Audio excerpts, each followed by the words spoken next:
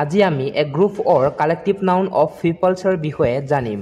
এইটো collective noun'ৰ part 2 video'. আগৰ video' collective noun of animal'sৰ কাৰণে বনোৱা আছে। আপোনালোকে ডেছক্ৰিপশ্যনত গৈ চাই ল'ব। এতিয়া আমি মেইন টপিকটোলৈ আহিছোঁ। So let's begin. A collective noun of players বা group of players অৰ্থাৎ খেলুৱৈৰ দলক টিম বুলি কোৱা হয়। এই কাৰণে ইংৰাজীত খেলুৱৈৰ দলক a team of players বা a team of Indian cricket players বুলি কোৱা হয়। Next one. A collective noun of actress বা a group of actress অৰ্থাৎ অভিনেত্ৰীৰ দলক entrance বুলি কোৱা হয়। অৰ্থাৎ actressৰ গ্ৰুপক entrance বুলি কোৱা হয়। এই কাৰণে ইংৰাজীত actressৰ গ্ৰুপক an entrance of actresses বুলি কোৱা হয়। Next one. A collective noun of actors বা a group of actors অৰ্থাৎ অভিনেতাৰ দলক কাষ্ট বুলি কোৱা হয়। এই কাৰণে ইংৰাজীত অভিনেতা বা এক্টৰ্ছৰ গ্ৰুপক a cast of actors বুলি কোৱা হয়। Next one.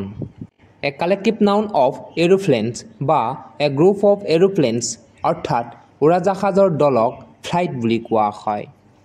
এই কাৰণে উৰাজাহাজৰ দলক বা উৰাজাহাজৰ গ্ৰুপক ইংৰাজীত a flight of aeroplanes বুলি কোৱা হয়। Next one. A collective noun of peoples বা group of peoples অৰ্থাৎ মানুহৰ দলক ক্ৰাউড বুলি কোৱা হয়। এই কাৰণে ইংৰাজীত a collective nouns অৰ্থাৎ মানুহৰ collective nounক অৰ্থাৎ মানুহৰ গ্ৰুপক ক্ৰাউড বুলি কোৱা হয়। অৰ্থাৎ ইংৰাজীত a crowd of peoples বুলি কোৱা হয়। কিন্তু কেতিয়াবা মানুহৰ গ্ৰুপক a group of peoples বুলিও কোৱা হয়। Next one. A collective noun of painters বা a group of painters অৰ্থাৎ চিত্ৰকৰ দলক illusions বুলি কোৱা হয়। এই কাৰণে ইংৰাজীত চিত্ৰকৰ গ্ৰুপক অৰ্থাৎ painters গ্ৰুপক an illusions of painters বুলি কোৱা হয়। Next one. A collective noun of magicians বা a group of magicians অৰ্থাৎ যাদুকৰ দলক illusions বুলি কোৱা হয়। অৰ্থাৎ যাদুকৰ দলকো illusions বুলি কোৱা হয়। এই কাৰণে ইংৰাজীত magicians গ্ৰুপক an illusions of magicians বুলি কোৱা হয়। Next one. A collective noun of dancers বা a group of dancers অৰ্থাৎ নৃত্যশিল্পীৰ দলক ট্ৰপ বোলে।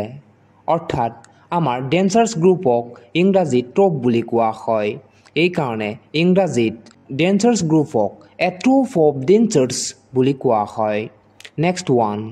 A collective noun of directors বা a group of directors অৰ্থাৎ নিৰ্দেশকৰ দলক বৰ্ড বুলি কোৱা হয়। বৰ্ড অৰ্থাৎ আমাৰ ডাইৰেক্টৰসকলৰ গ্ৰুপক ইংৰাজীত বৰ্ড বুলি কোৱা হয়। এই কাৰণে ইংৰাজীত director গ্ৰুপক a board of directors বুলি কোৱা হয়। Next one. A collective noun of lawyers বা a group of lawyers অৰ্থাৎ উকিলৰ দলক হাডল বুলি কোৱা হয়। অৰ্থাৎ লয়াৰ্ছৰ গ্ৰুপক ইংৰাজীত আডল বুলি কোৱা হয়। এই কাৰণে লয়াৰ্ছৰ গ্ৰুপক অৰ্থাৎ উকিলৰ দলক ইংৰাজীত a addle of lawyers বুলি কোৱা হয়। Next one. A collective noun of friends বা a group of friends অৰ্থাৎ আমাৰ বন্ধুৰ দলক চাৰ্কল বুলি কোৱা হয়। আমাৰ বন্ধু বান্ধৱীৰ দলক চাৰ্কল বোলে। এই কাৰণে ফ্ৰেণ্ডৰ গ্ৰুপক অৰ্থাৎ আমাৰ বন্ধুৰ গ্ৰুপক ইংৰাজীত a circle of friends বুলি কোৱা হয়। Next one. A collective noun of nurses বা a group of nurses অৰ্থাৎ নাৰ্ছৰ দলক ডাৰ্ট বুলি কোৱা হয়।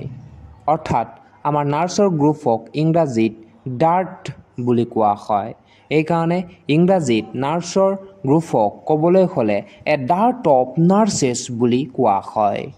Next one. A collective noun of teachers বা a group of teachers অৰ্থাৎ আমাৰ শিক্ষক শিক্ষয়িত্ৰী দলক ষ্টাফ বোলে। অৰ্থাৎ আমাৰ শিক্ষক শিক্ষয়িত্ৰী গ্ৰুপক ইংৰাজীত ষ্টাফ বুলি কোৱা হয়। এই কাৰণে ইংৰাজীত teachers গ্ৰুপক a staff of teachers বুলি কোৱা হয়। Next one. A collective noun of writers বা a group of writers অৰ্থাৎ লিখকৰ দলক ইংৰাজীত worship বুলি কোৱা হয়। অৰ্থাৎ ৰাইটাৰ্ছৰ গ্ৰুপক ইংৰাজীত worship বোলে।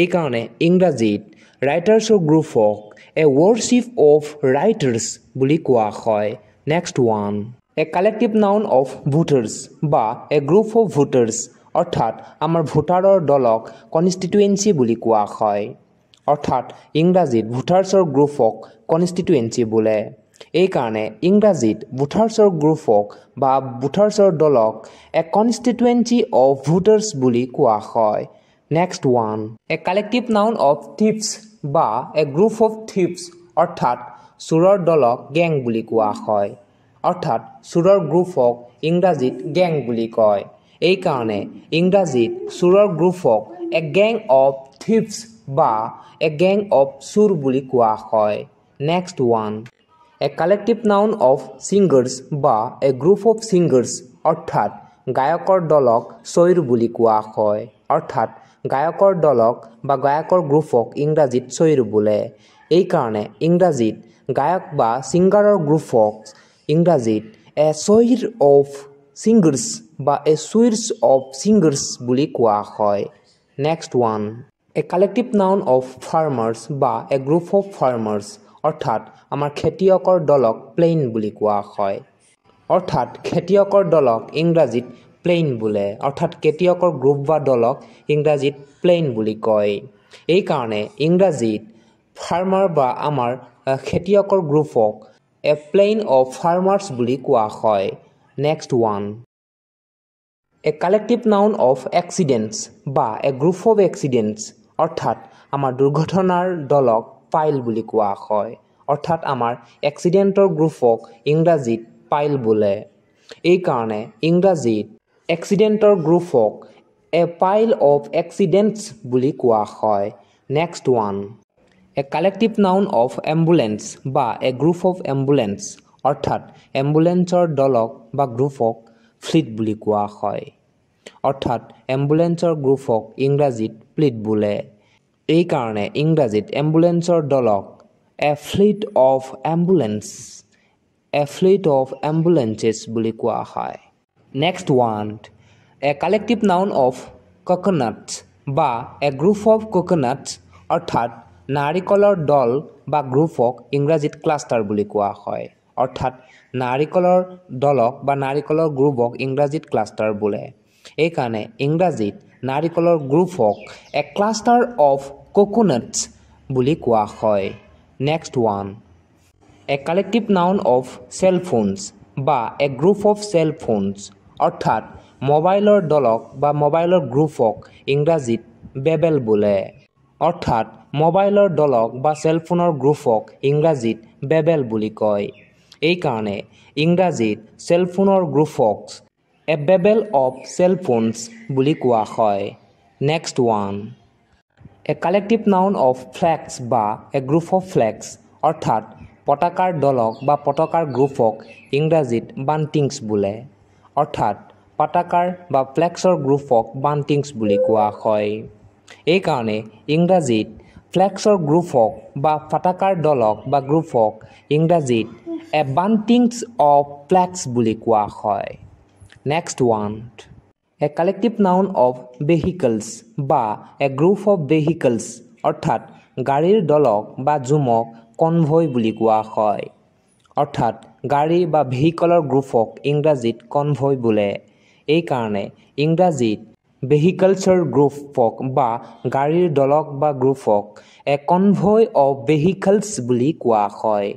Next one a collective noun of photographs বা গ্ৰুপ অফ ফটোগ্ৰাফছ অৰ্থাৎ আমাৰ ফটোৰ দলক বা ফটোৰ গ্ৰুপক যিটো ফটোগ্ৰাফৰ দলক ইংৰাজীত এলবাম বুলি কোৱা হয় এইকাৰণে ইংৰাজীত ফটোগ্ৰাফৰ দলক এন এলবাম অফ ফটোগ্ৰাফছ বুলি কোৱা হয় next one a collective noun of news papers বা a group of news paper অৰ্থাৎ বাতৰি কাকতৰ দল বা জুমক ষ্টেক বুলি কোৱা হয় অৰ্থাৎ নিউজ পেপাৰৰ গ্ৰুপক ইংৰাজীত ষ্টেক বোলে এইকাৰণে ইংৰাজীত নিউজ পেপাৰৰ গ্ৰুপক এ ষ্টেক অফ নিউজ পেপাৰ্ছ বুলি কোৱা হয় next one a collective noun of activities বা এ গ্ৰুপ অফ এক্টিভিটিছ অৰ্থাৎ আমাৰ কাৰ্যাৱলীৰ গোটক কি বোলে ইয়াৰ এনচাৰ হৈছে শ্বিডিউল অৰ্থাৎ আমাৰ কাৰ্যাৱলীৰ গ্ৰুপক বা এক্টিভিটিছৰ গ্ৰুপক ইংৰাজীত শ্বেডিউল বুলি কোৱা হয় সো इसको याद रखना it is most very important for